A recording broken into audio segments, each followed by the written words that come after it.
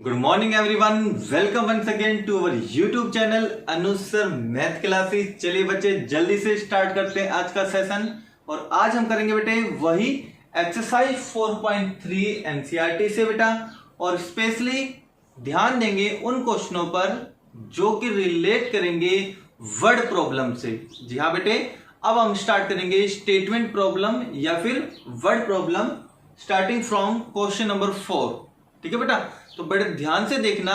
अगर इन स्टेटमेंट को आपने समझ लिया तो इनका सॉल्यूशन बहुत इजी है। यस बेटे, केवल स्टेटमेंट इन सेंटेंस को ही समझना है कि क्या कहना चाह रहा है, उसको फॉलो करते जाओ, इक्वेशंस क्रिएट कर लो, फिर उसको सोल्व कर लो किसी भी मेथड से। फैक्टराइजेशन मेथड, फैक्टराइजेशन मेथड, और दूसरा वन कौन सा था, कंप्लीटिंग द स्क्वायर मेथड, और तीसरा बेटे क्वाड्रेटिक फॉर्मूला, है ना। तो किसी मेथड से आप सोल्व कर सकते हो। तो चलिए बेटा स्टार्ट करते हैं आज का सेशन। क्वेश्चन नंबर 4 देखो बेटा, क्या कह रहा है ये, द सम, हमें सम करना है। ठीक है, हमें सम करना है किसका बेटे, द रेसिप्रोकल ऑफ रेमान्स एज। ये कह रहा है बेटे जो रेमान्स की एज होगी कब, 3 years ago, 3 साल पहले। मेन पॉइंट नोट करते जाओ, 3 साल पहले, एंड 5 years फ्रॉम नाउ, अब से 5 साल बाद, इज 1/3। वो क्या दे रखा बेटा, 1/3। यहां तक पढ़ लो। तो ये लिखा हुआ है कि हमें सम करना है किसका, रेमान्स की एज का, जो कब होगी बेटे, जो रेसिप्रोकल होगी 3 साल पहले की एज की और 5 साल बाद की एज की। जो 3 साल पहले की एज थी बेटे उसका रेसिप्रोकल करना है, जो 5 साल बाद एज होगी उसका रेसिप्रोकल करना है। दोनों का रेसिप्रोकल जैसे आप कर लो, उनका सम कर दो, और वो सम क्या दे रखा है आपको, 1/3। तो बतानी है क्या, फाइंड हिज प्रेजेंट एज। सबसे मेन लाइन है बेटे, क्या बतानी है, रेमान की प्रेजेंट एज क्या है वो बताओ। तो क्वेश्चन यहीं से स्टार्ट करेंगे, जो चीज निकालनी है उसको लेट कर लो पहले।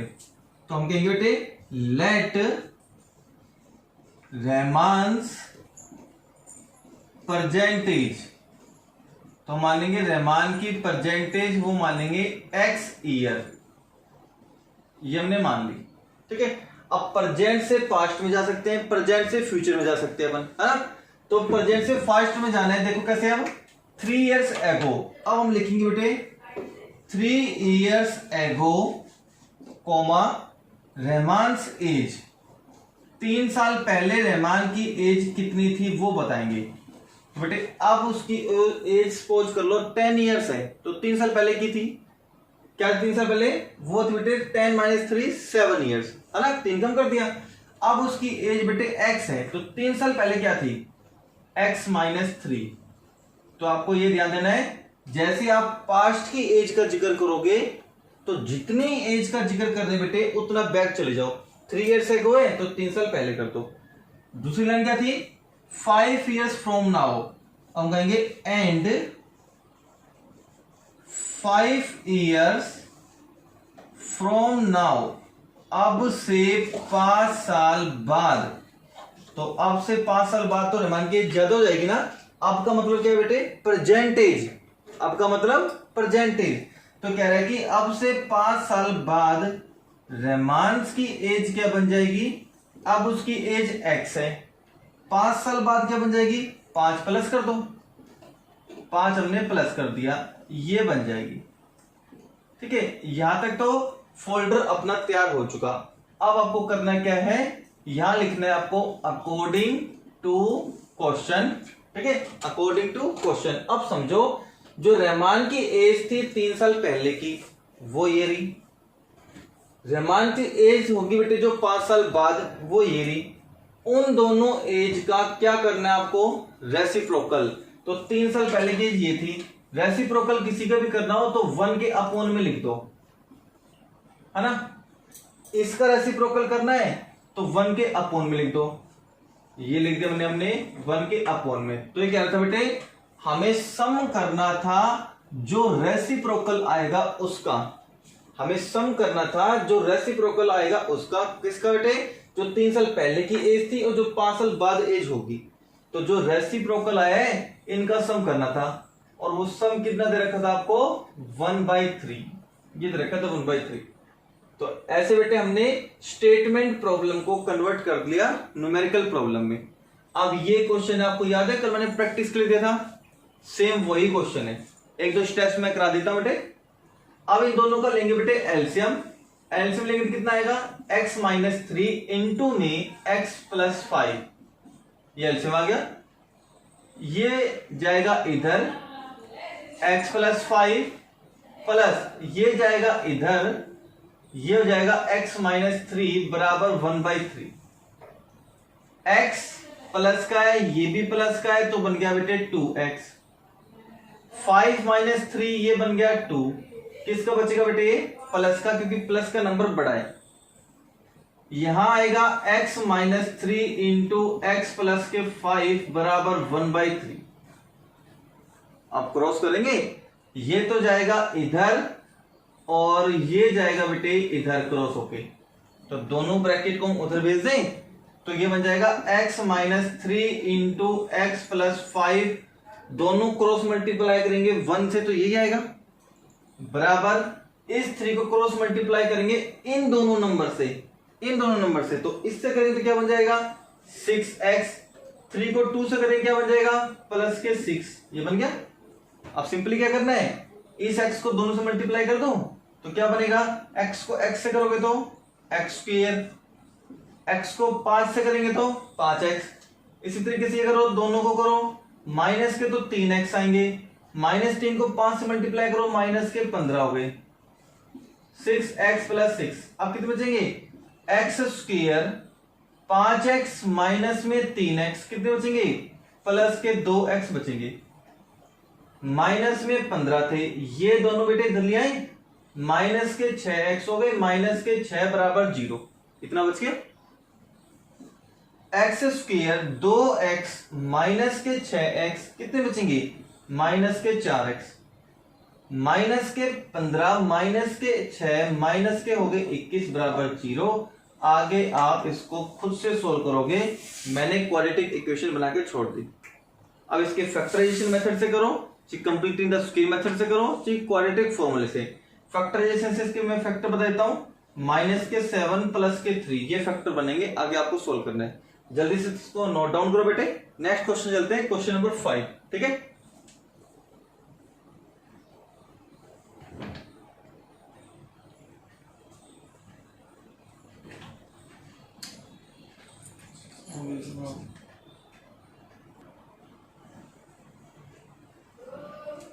चलिए बच्चे स्टार्ट करते हैं अगला question. Question number 5 important question है बेटे, किस लिए, क्योंकि ये बेटे एग्जाम से रिलेटेड क्वेश्चन है ना, स्टडी से रिलेटेड क्वेश्चन है, इसलिए एग्जाम के लिए इंपोर्टेंट भी बनता है क्वेश्चन। एक बार बेटे स्टेटमेंट को पढ़ लो, 50% काम तो वही हो जाएगा, है ना। इसमें प्लस माइनस मल्टीप्लीकेशन ये सब चीजें चलती, बस आपको ध्यान देना है, स्टेटमेंट को अच्छे से पढ़ना है। रिमेंबर डेट जो हम लेट करके चलते हैं वो जर्नल वेरिएबल में लेट करना है, एक्स में, है ना। बस ये छोटी छोटी चीजें ध्यान रख लो और वो आपसे एक सॉल्यूशन करा देगी इजीली। सबसे पहले आप ये चीज देखा करो बेटे, ये क्या निकालना है, find her marks into subject, find her marks into subject, दोनों सब्जेक्ट के मार्क्स निकालने आपको। तो देखो दो सब्जेक्ट वो कौन कौन से है, क्या कह रहे हैं, इन ए क्लास टेस्ट, कोई क्लास में टेस्ट हुआ, द सम ऑफ सेफालिज मार्क्स, जो सेफालिज के नंबर आए ना उन नंबर्स का सम, और वो नंबर किस में आए हैं, in maths and English, English और मैथ के टेस्ट का सम, जो मार्क्स आए ना उनके इंग्लिश और मैथ में, उनके मार्क्स का सम कितना दे रखा बेटे 30 आए। अब वो दोनों में मार्क्स 15-15 भी आ सकते हैं, एक में 20 एक में 10 भी आ सकते हैं, एक में 25 एक में 5 भी आ सकते हैं, तो मार्क्स डिफरेंट हो सकते हैं। तो कोई पर्टिकुलर तो लेके नहीं चल सकते ना, तो हम जर्नल लेके चलेंगे, है ना, जर्नल लेके चलेंगे। बस ये ध्यान रखना कि जो सेफालिक्स के मार्क्स आए हैं मैथ में और इंग्लिश में, दो सब्जेक्ट कौन से हैं, मैथ और इंग्लिश में, उन दोनों सब्जेक्ट के मार्क्स का सम बेटे कितना दे रहा आपको, वो है 30। इससे पहले आपको याद हो तो 4.2 एक्सरसाइज में हमने क्वेश्चन किया था जिसमें दो नंबर्स का सम 27 था, जिसमें दो नंबर्स का सम 27 था। उसमें हमने एक नंबर लिया था x और दूसरा नंबर लिया था बेटे 27 माइनस एक्स। बस यहाँ पे दो नंबर की जगह पे दो सब्जेक्ट आ गए। दो सब्जेक्ट कौन से? Math and English. उन दोनों सब्जेक्ट के मार्क्स का सम कितना है? 30। तो हम क्या लिखेंगे? सॉल्यूशन की पहले line, let marks in math. मैंने मैथ मान लिया बेटे, अपनी तरफ से कुछ तो नहीं मान सकते ना, जो 10, 15, 20, 25 तो हम जनरल मानेंगे। क्या मान लिया बेटे हमने? x। ध्यान दें इधर टोटल मार्क्स आए थे उसके 30 दो सब्जेक्ट में मिला के, एक मैथ में और एक इंग्लिश में। इन दोनों मार्क्स का सम कितना था? 30। मैंने इसको तो मान लिया बेटे, इसके अंदर आए x मार्क्स, तो इसके अंदर कितने आएंगे? जितना टोटल था मैंने कह दिया इसके अंदर आए 20, तो इंग्लिश में कितने आएंगे? तो क्या कहोगे आप? 30 में से 20 माइनस कर दो, बचे हुए इंग्लिश के। तो 30 में से x माइनस कर दो, 30 में से x माइनस कर दो, बचे हुए इंग्लिश के मार्क्स हो गए। तो हम क्या कहेंगे? लेट मार्क्स मान लिए हमने इन मैथ में, वो कितने हैं? मार्क्स हमने मान लिए बेटे x। तो देयरफॉर उसके मार्क्स जो आएंगे किसके अंदर? इन इंग्लिश के अंदर, वो आएंगे टोटल में से मैथ वाले मार्क्स हटा दो, इतने मार्क्स आएंगे। क्लियर हो गया? अब देखो बेटे, अकॉर्डिंग टू क्वेश्चन, अब डायरेक्ट अकॉर्डिंग टू क्वेश्चन बनाएंगे। ध्यान रहे, ये तो है बेटे मैथ के मार्क्स और ये है बेटे इंग्लिश के मार्क्स। यहां बेटे इक्वेशंस क्रिएट होंगी, यहां से बनेंगी सारी इक्वेशंस। देखो क्या कह रहा है अगली लाइन, हैड सी गोट, अगर उसके मिले होते, क्या मिले होते बेटे? 2 मार्क्स मोर, और 2 नंबर ज्यादा मिले होते। किस में? मैथ में। तो ये क्या कह रहा है, अगर उस बच्चे को, अगर उस शिफाली को मैथ में 2 नंबर और ज्यादा मिले होते, तो फिलहाल कितने नंबर उसके पास बताओ? x मार्क्स है, x मार्क्स है। अगर के 2 नंबर और ज्यादा मिले होते तो ज्यादा में 2 हो गया। तो आपको एक छोटा सा पॉइंट बता दो, मोर कहीं भी वर्ड आए इसमें तो आपको करना है प्लस, लेस कहीं वर्ड आए इसमें आपको क्या करना है बेटे? माइनस। ये छोटे छोटे पॉइंट है जो आपको याद करने हैं, है ना? तो कह रहे कि मैथ में 2 मार्क्स मोर, 2 मार्क्स और आए होते तो 2 नंबर मैंने और जोड़ दिए। एंड 3 मार्क्स लेस, 3 नंबर कमाए हुए होते, 3 नंबर कमाए होते। लेस मतलब कम, किसके अंदर? इंग्लिश के अंदर। तो इंग्लिश में कितने थे पहले? पहले कितने थे? 30 माइनस एक्स। तो 30 माइनस एक्स तो ये तो पहले थे। अब करेंगे 3 नंबर और कम आए होते तो माइनस में 3 और कम कर दो, कर दिया। फिर आगे क्या करें? कोमा द प्रोडक्ट, क्या लिखा हुआ है? प्रोडक्ट। तो इन दोनों की बन जाएगी प्रोडक्ट। या सम लिखा होता तो सम कर देते, माइनस बना होता, डिफरेंस होता तो डिफरेंस कर देते, प्रोडक्ट लिखा होता प्रोडक्ट कर दिया। Would have been 210, 210। देखो कितना इजी है। और सिंप्लीफाई कर लो, x प्लस 2, 30 में से 3 गए तो बचेंगे 27, माइनस एक्स बराबर 210। सिंपल हो गया। x को दोनों से मल्टीप्लाई करो तो क्या आएंगे? एक्स स्क्वायर माइनस 27x, इसको मल्टीप्लाई करोगे तो 27x, x को माइनस एक्स से करोगे तो माइनस एक्स स्क्वायर। इसी तरीके से 2 को दोनों से करो, प्लस के 54, इसको इससे करोगे तो माइनस के 2x बराबर 210। यहां तक क्लियर हो गया? क्या बचेगा देखो, 27x में से 2x माइनस करेंगे तो कितने बचेंगे? 25x, माइनस के एक्स स्क्वायर, प्लस के 54 और बराबर में है 210। एक बात ध्यान से देखो बेटे, एक्स स्क्वायर की टर्म को देखो बेटे, एक्स स्क्वायर की टर्म नेगेटिव है। अगर एक्स स्क्वायर की टर्म नेगेटिव है तो ये सारी टर्म राइट में जाएंगी। अगर एक्स स्क्वायर की टर्म पॉजिटिव है तो राइट की सारी टर्म लेफ्ट में आएगी। ये ध्यान रख लेना, एक्स स्क्वायर की टर्म पॉजिटिव होनी चाहिए। तो ये सारी टर्म हम राइट में लेके जाएंगे, तो पहले इसको राइट में लेके जाएंगे तो बन जाएगा प्लस का बन गया। इसको राइट में लेके जाएंगे तो बन जाएगा माइनस का, इसको राइट में लेके जाएंगे तो बन जाएगा माइनस का, और ये तो राइट में प्लस का है ही, बराबर क्या बेटा 0। आगे सोल्व करो।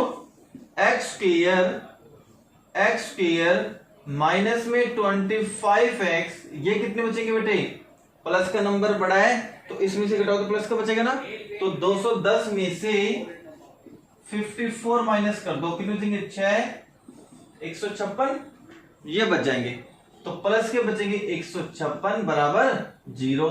अब इसके करने बेटे आपको फैक्टराइजेशन मेथड से फैक्टर बना के सोल्व करना है, ठीक है। क्वाड्रेटिक फॉर्मूला भी अप्लाई कर सकते हो आप। फैक्टराइजेशन मेथड सबसे सिंपल मेथड है, मैं वो प्रेफर करूंगा बेटे। ज्यादा स्टेटमेंट प्रॉब्लम में ये नहीं मिलेगा कि इस मेथड से सोल्व करो, आप कोई भी मेथड यूज कर सकते हो। तो इसके फैक्टर मैं बता देता हूं, माइनस के 13 माइनस के 12, माइनस के 13 माइनस के 12 माइनस के 25 हो गए, माइनस को माइनस से मल्टीप्लाई करोगे तो प्लस के 156 ही आएंगे। क्लियर बेटा। तो ये क्वेश्चन जल्दी से नोट करो, कितना इजी था, बस लेंथ इसकी बड़ी थी क्वेश्चन की, लेकिन सॉल्यूशन देखो कितना सा है ना। आई होप अच्छे से आपको समझ में आ गया होगा, जल्दी से इसको नोट करो।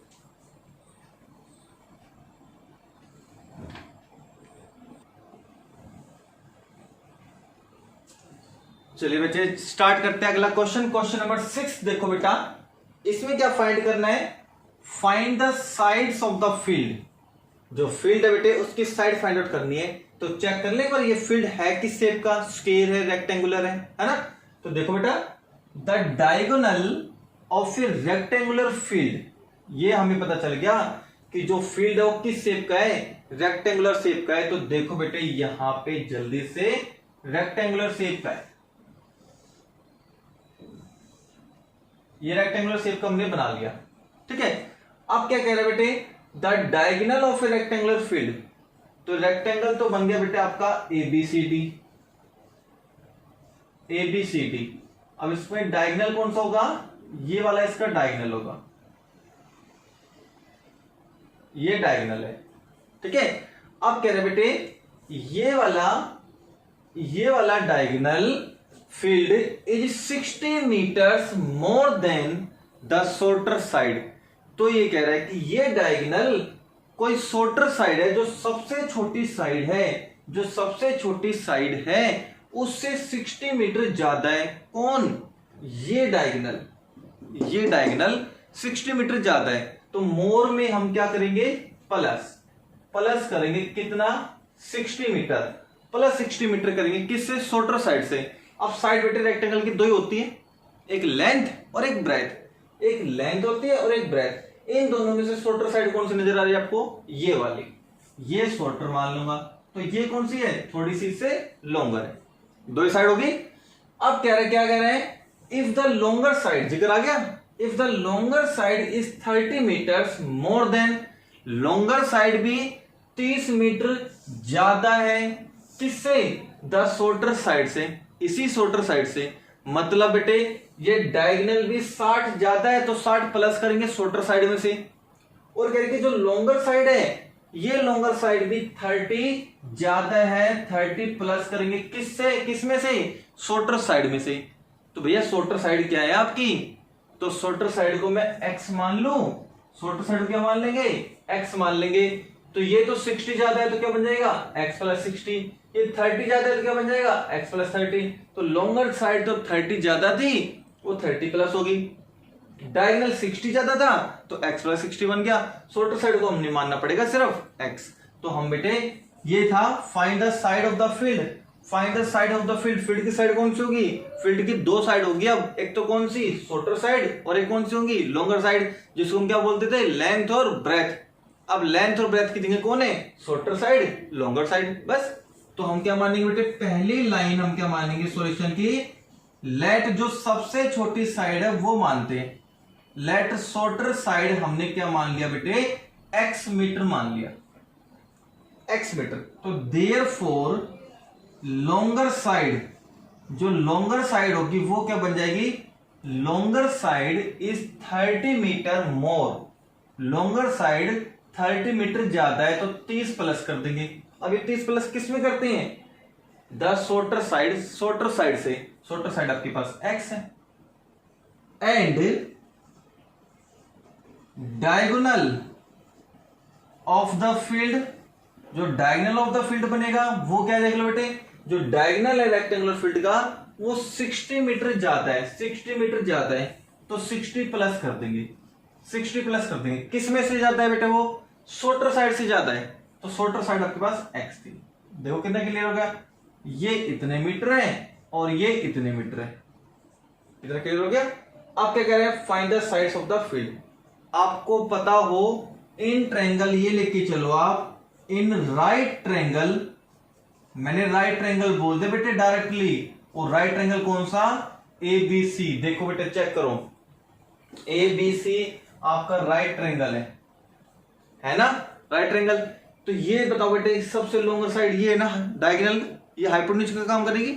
अब ये फिलहाल तो क्या बन गया आपके लिए, ये तो बन गया हाइपोटेन्यूज, ये क्या बन गया बेटे फिलहाल आपके लिए बेस, और ये क्या बन गया बेटे आपका परपेंडिकुलर, है ना, यही होगा ना। तो राइट ट्रायंगल में फॉर्मूला कौन सा लगता है, पाइथागोरस थ्योरम। पाइथागोरस थ्योरम क्या होती है बेटे, हाइपोटेन्यूज का स्क्वायर, हाइपोटेन्यूज देखो बेटे कौन इसमें, AC का square is equals to base का स्क्वायर, बेस कौन है बेटे AB, प्लस में परपेंडिकुलर का स्क्वायर, परपेंडिकुलर कौन है बेटे यहाँ पे BC, वो ही लगाया बेटे मैंने।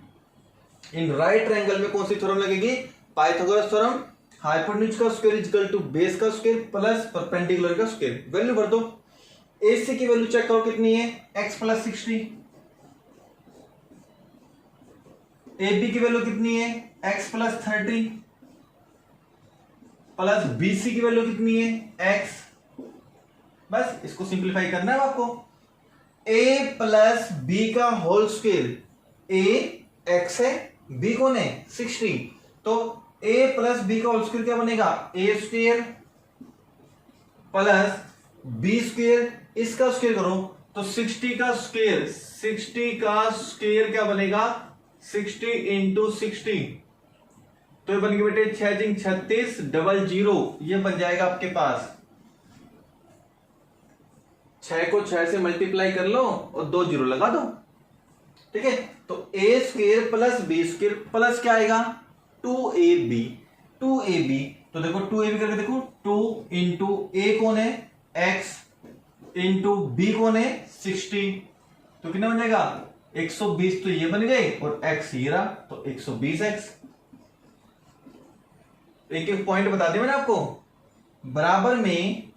बराबर में फिर से a प्लस बी का होल स्क्वायर, तो क्या बनेगा a square plus b square, इस बार बेटे 30 का स्क्वायर 9 से बनेगा ना, प्लस 2ab, तो 2ab, इस बार b कितना है बेटे 30b है इस बार, तो कितना बन जाएगा ये 60 बन जाएगा, तो 60x हो गया भैया,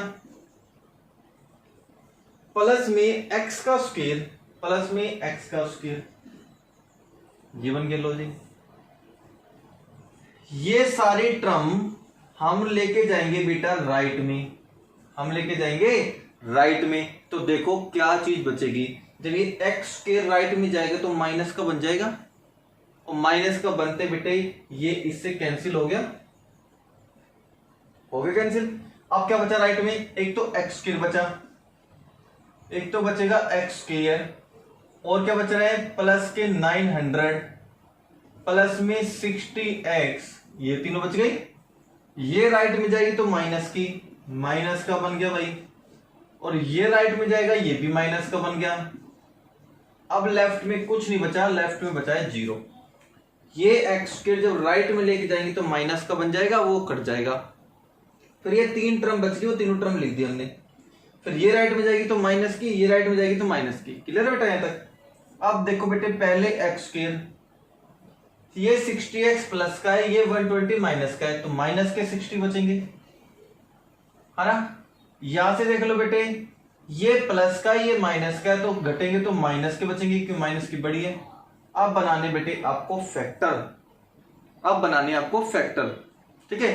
60 कैसे 2 फैक्टर बनाओ, जिसका सम या डिफरेंस करे तो 60 आए, प्रोडक्ट करे तो 27 आए, 100 आए।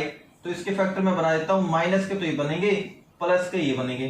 सर आपने इतनी जल्दी कैसे बना लिए, वो देखो बेटा 27 को कर लो या सिर्फ 6 को लो, या केवल 27 को लो या केवल 6 को लो। तो 27 के हमने फैक्टर करके देखे, 3 पे चला गया, तो ना फैक्टर क्या बने, 9 और 3, 9 और 3, 9 में 3 गए 6 बचेंगे, यहां 0 लगा दो। अब बताओ कितने बचेंगे, -60 बचेंगे। इस तरीके से फैक्टर बना सकता है, ठीक है। तो ये फैक्टर बेटे बन गया आपके, इसको बेटे रूट्स फाइंड आउट करने हैं, जो भी वैल्यूज आएंगी। क्लियर बेटा, तो जल्दी से इसको नोट डाउन करो फटाफट से।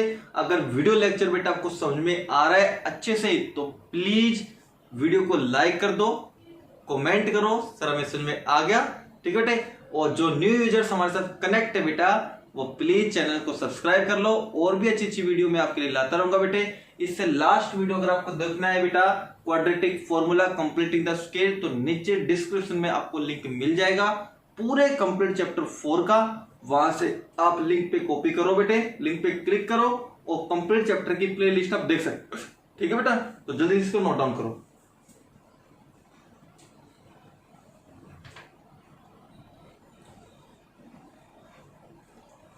चलिए बच्चे लेके चलते हैं आज के सेशन का लास्ट क्वेश्चन, ठीक बेटे।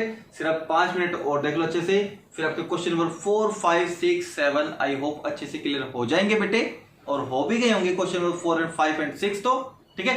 लास्ट क्वेश्चन और देखो बेटा, बहुत अच्छा क्वेश्चन है, ये भी एग्जाम से रिलेटेड भी क्वेश्चन है बेटा, ठीक है।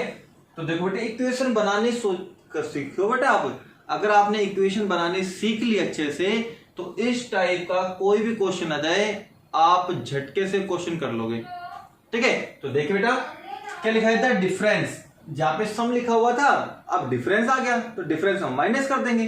अब वो डिफरेंस करना किसका है, वो तो देखो, स्क्वायर ऑफ 2 नंबर। कहीं भी बेटे ऐसे स्टेटमेंट प्रॉब्लम आती है ना, स्टेटमेंट प्रॉब्लम को कैसे रीड आउट करते हैं और कैसे उनको एक्सप्लेन करते हैं, वो देखो। हमेशा बेटे लास्ट से क्या करो, जैसे यहां डॉट लग रहे हैं, यहां डॉट लग रहा है, तो एक सेंटेंस खत्म हो गया। अब इसको कैसे एक्सप्लेन करेंगे वो देखो। कोई भी आप 2 नंबर लेते हो, कोई भी आप 2 नंबर लेते हो, उन दोनों नंबर्स का आपको करना है बेटा स्क्वायर। कोई भी आप 2 नंबर लेते हो, उन दोनों नंबर का करना है स्क्वायर, और जो भी स्क्वायर आएगा उनका करना है डिफरेंस। तो वो आंसर कितना दे रखा है आपको, 180। देखो कितना सिंपल हो गया। स्टेटमेंट प्रॉब्लम को हमेशा लास्ट से पढ़ा करो। तो 2 सेंटेंस क्या खत्म हो गया। तो कोई भी 2 नंबर अगर हम लेते हैं, उन दोनों नंबर का स्क्वायर करते हैं, तो और स्क्वायर करके डिफरेंस करते हैं, तो वो आएगा 180। अब वो 2 नंबर है कैसे कैसे, वो देखो बेटा। The square of the smaller number, तो मतलब बेटे जो 2 नंबर हम लेट करेंगे ना, उनमें से एक नंबर तो छोटा लेट करना है और एक नंबर बड़ा लेट करना है, ठीक है। The square of smaller number, smaller number का स्क्वायर इज 8 टाइम्स, वो 8 टाइम्स ज्यादा है। 8 टाइम्स होता है बेटे 8 मल्टीप्लाई, बेटे 8 टाइम्स मतलब क्या हुआ, 8 मल्टीपल, ठीक है ना, 8 मल्टीप्लाई। तो 8 टाइम्स बेटे किससे, द लार्जर नंबर से, लार्जर नंबर से, ये बेटा। तो क्या कह रहा है, फाइंड द 2 नंबर, वो दोनों नंबर फाइंड करो। तो सॉल्यूशन देखो बेटा, वो दोनों नंबर फाइंड करने में तो हम कहेंगे let x and y be 2 numbers. वो 2 नंबर्स हमने मान लिए। अब वो सर हम तो क्वाड्रेटिक इक्वेशन पढ़ रहे हैं इन 1 वेरिएबल में, क्वाड्रेटिक इक्वेशन जो बनेगी या तो वो x में बनेगी या y में बनेगी, आपने तो दोनों वेरिएबल ऐड कर लिए। तो बच्चे मैं आपको समझा दूं, जो फाइनल क्वाड्रेटिक इक्वेशन आपके पास आएगी रिजल्ट के रूप में, उसमें एक ही वेरिएबल प्रेजेंट होगा। अब देखो तो सही ध्यान से, देखो क्या है, x and y be 2 numbers, हमने 2 नंबर मान लिए। अब वो 2 नंबर कैसे मानने थे, एक तो छोटा मानना था और एक बड़ा मानना था। या तो आपने छोटे बड़े का जिक्र ही नहीं किया सर, तो हम करते हैं एंड लेट, मैं ये भी लाइन लिख देता हूं, and let x greater than किससे, y से, छोटा बड़ा हो गया। इट मीन्स जो 2 नंबर आपने लिए x और y, उसमें से x तो बड़ा नंबर है और y कैसा नंबर है, स्मॉलर नंबर है। भाई x बड़ा है y से, तो y तो हो गया स्मॉलर और x हो गया आपका लार्जर नंबर। क्लियर हो गया। ये आपने पॉइंट लगा लेना है एरो समझने के लिए, एग्जाम में मत लगाना एरो ये, ठीक है। तो y तो स्मॉलर नंबर हो गया और x लार्जर नंबर हो गया। अब पढ़ो बेटे क्या करना है, जो दो नंबर आपने लिए हैं अब स्टार्ट करोगे अकॉर्डिंग टू क्वेश्चन।